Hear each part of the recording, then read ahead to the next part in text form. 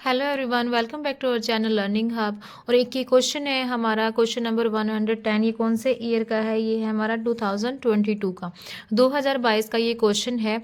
ये मैंने पहले करवाया था, इसमें थोड़ा सा कन्फ्यूजन हो गया था। ओके, सो इस क्वेश्चन को मैं दोबारा से एक बार रिवाइज करवा रही हूँ। इसका आंसर दोबारा से आप प्लीज़ नोट डाउन कर लीजिएगा।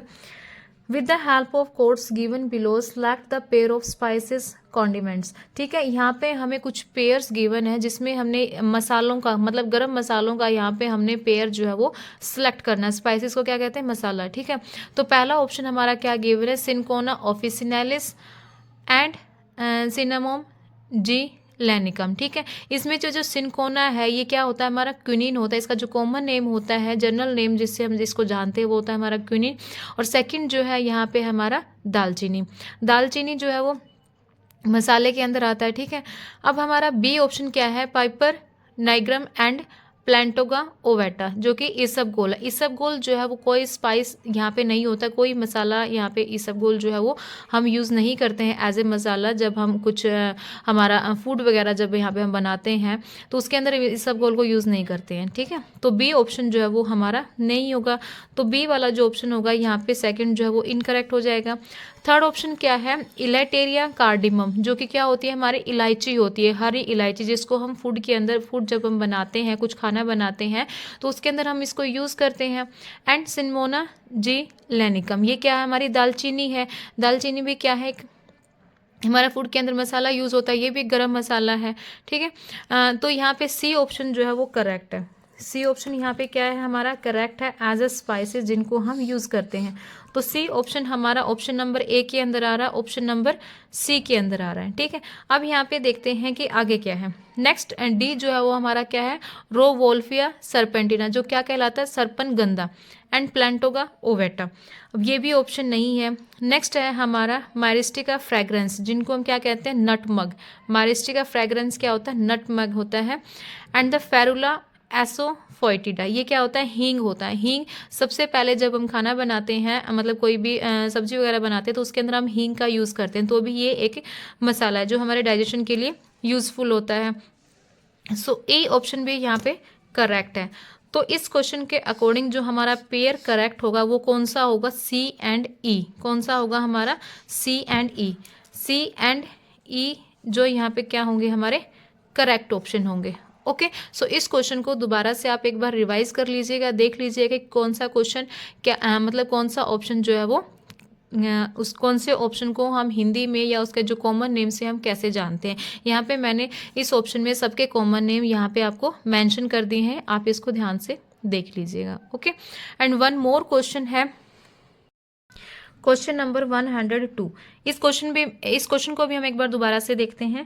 Read the following statements and choose the correct option. इसमें हमसे क्या पूछा गया था? करेक्ट ऑप्शन यहाँ पे हमसे पूछा गया था। Pyramid of number in grassland ecosystem is upright.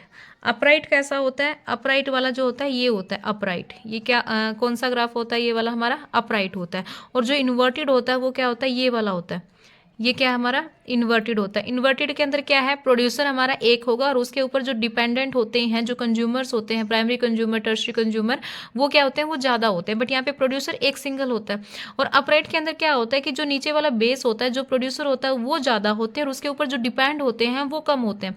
तो अब इसके बेस के ऊपर हम देखेंगे कि pyramid of number in grassland ecosystem is upright. Grassland ecosystem के अंदर मतलब ग्रास ज़्यादा होती है, तो यहाँ पे ग्रास का वेट क्या है? ज़्यादा है। और उसके ऊपर जो डिपेंड हो रहे हैं उनका नंबर धीरे धीरे क्या होता जाता है? डिक्रीज होता जाता है। तो ये क्या हो जाएगा? हमारा अपराइट हो जाएगा। तो ये वाली स्टेटमेंट क्या हो गई? यहाँ पे करेक्ट हो गई, राइट। नेक्स्ट क्या है? Pyramid of number in tree ecosystem is inverted. अब इसने नंबर पूछा है कि जो पिरामिड ऑफ नंबर है इन ट्री इकोसिस्टम के अंदर जो पिरामिड ऑफ नंबर है वो क्या होगा? इन्वर्टेड होगा। ये भी सही है। जो pyramid of number in tree ecosystem और एक पैरासिटिक फूड चेन, एक क्या है? पैरासिटिक फूड चेन, दोनों के अंदर जो पिरामिड ऑफ नंबर क्या होता है? वो हमारा इन्वर्टेड होता है। ओके, नेक्स्ट क्या है, क्योंकि ये नंबर के ऊपर ट्री इकोसिस्टम के नंबर के ऊपर डिपेंड कर रहा है, वो ग्रासलैंड के ऊपर डिपेंड था, ठीक है। तो ग्रासलैंड का अपराइट होता है और ट्री का जो है वो इन्वर्टेड होता है, तो दोनों स्टेटमेंट जो है वो हमारी करेक्ट है। देन क्या आता है, C option, pyramid of biomass in tree ecosystem is inverted. अब इसने बायोमास पूछा है, बायोमास मतलब ये वेट पूछ रहा है, ठीक है। तो pyramid of biomass in tree ecosystem is inverted, inverted नहीं होता है, क्या होता है हमारा, अपराइट होता है, ये वाला ऑप्शन। नेक्स्ट क्या है, pyramid of biomass in aquatic ecosystem is inverted. Aquatic ecosystem का जो बायोमास होता है वो कैसा होता है, इन्वर्टेड होता है। ओके, सो यहाँ पे जो हमारी करेक्ट स्टेटमेंट है वो ए भी करेक्ट है, बी भी करेक्ट है और डी भी करेक्ट है, और इसने करेक्ट ऑप्शन भी हमसे पूछा गया है, और यहाँ पे सी जो है वो इनकरेक्ट है। तो इसके अकॉर्डिंग हमारा जो आंसर जाएगा वो क्या जाएगा, A B and D. A B and D जो है वो हमारा आंसर जाएगा। ओके ये एक स्टूडेंट ने मुझे यहाँ पे पॉइंट आउट करवाया था, तो इसके रिगार्डिंग मुझे लगा कि मुझे ये वीडियो जो है वो दोबारा से अपलोड कर देनी चाहिए, ताकि आपका एक भी नंबर जो है वो कहीं पर कटना नहीं चाहिए, क्योंकि कभी कभी ये इन्वर्टेड और अपराइट में थोड़ा सा कन्फ्यूजन क्रिएट हो जाता है। दैट्स वाई ये वीडियो जो है वो मैंने पूरी डिटेल से आप लोगों के लिए बनाई है। इस क्वेश्चन को आप दोबारा अच्छे से एक बार रिवाइज कर लीजिएगा। Thank you.